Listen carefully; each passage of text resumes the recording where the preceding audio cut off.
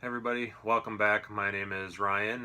This is for Omni Lucid Media Games, and we're talking about our first game, Drakkar. So last time I was talking about the history of the Norse chieftain. Today I'm going to be talking about the chieftain in our game, kind of how that piece works, what it looks like, and just kind of whatever else comes up here. So the first thing to know is in Drakkar, the main goal of the game is to defeat the opponent's chieftain. Now, in a sense of thinking about it in terms of chess, your chieftain is kind of like your king. However, this is definitely not chess.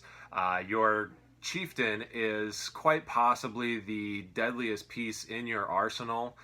They're not meant to just be sitting back and protected, or at least maybe that's not how you're going to play them. Maybe it is, but we'll see. But they are a very deadly piece. They have a lot of things they can do.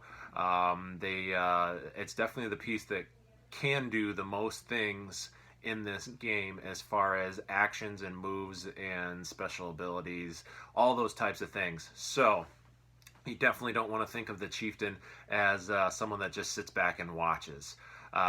So we'll get right into it. So originally we had our chieftain piece. I'm going to do this the best I can and try and hold it up to the camera here. So this was the original look of the chieftain. Try and get him in there nice and close for you guys. So he does have a shield, so he can block damage. He can take up to 3 damage on his shield. And that before he loses it. Also, because he has a shield, that means he can block for other pieces as well. On the back are the holes that let you know how much damage he can take to his actual health. So the way that our pieces work are, there's always one less hole than how much damage they can take. So as you can see, he has 3 armor points to his shield. He also has 6 hit points that can be done on his back. So that only gets us up to 9, but he actually has a total health point of 10.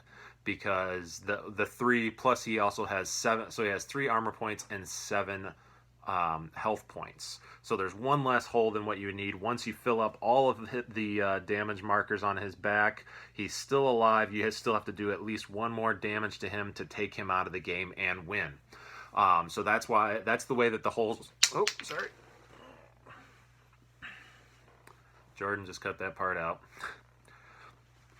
So that is the reason why you see the way that you'll see the pieces and how the damage markers and the little holes in our pieces work.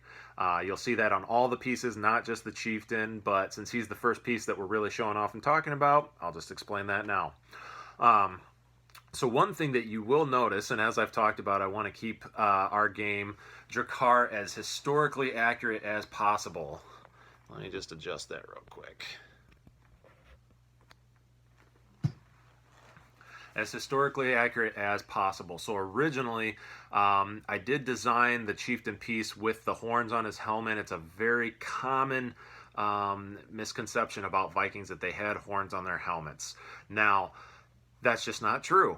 Vikings did not wear helmets with horns on them into battle, or at least it wasn't the common thing. I'm sure there are, outliers and stories of, some Vikings that maybe did do that, but the majority of them did not do that because it just offers up something that the opponent's sword could catch and something that may have, just glanced by and they can move and they don't get hit. Well, now they have a horn there, so say that sword comes by, catches that horn and turns the blade or the axe or whatever it may be into their head. So they did not wear horns on their helmets. Now, into battle, that is. Now, that doesn't mean that they didn't ever wear them. Typically, Vikings would have horns on, or they could have horns on their helmets. Those helmets would be ceremonial, something that they would wear for any kind of offerings or, like I said, a ceremony that they might be performing for the gods, for themselves, weddings, anything like that. They also may have had.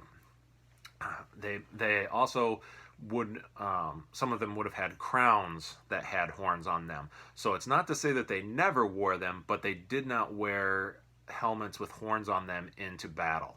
What they would wear would be just a regular helmet.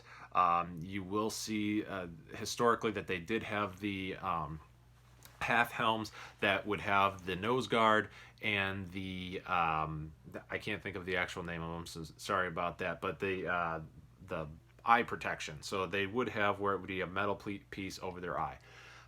Which you will see in the updated version. So because originally we did that because we wanted to have another way to show that this is your chieftain, an easy to identify way. But it was something that always bothered me, so I took that out.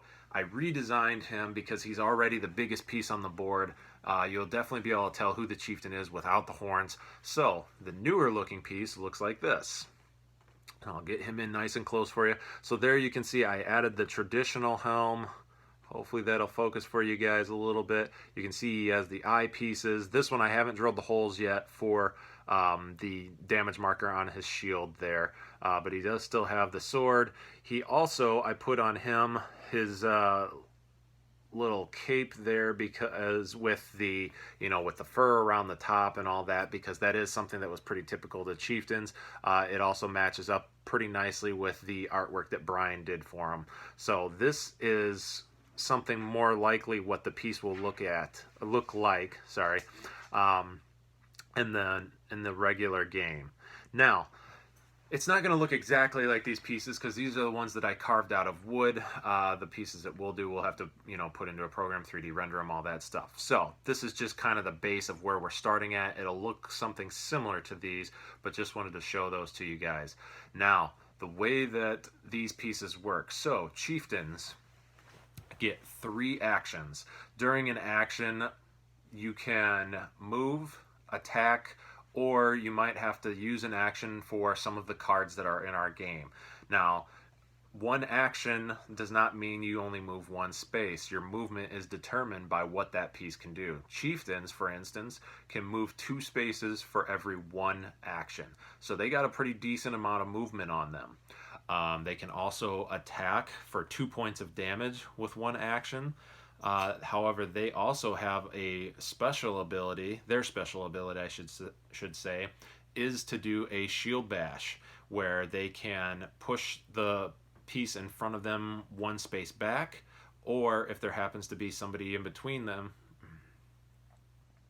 Jordan, go ahead and cut all that out. I'm going to flip this and do it on a game board so that it's maybe a little less confusing. I'm going to keep it running in one long video, so just make sure and cut all this stuff out, and I'll trust you to clip it together the way it needs to be.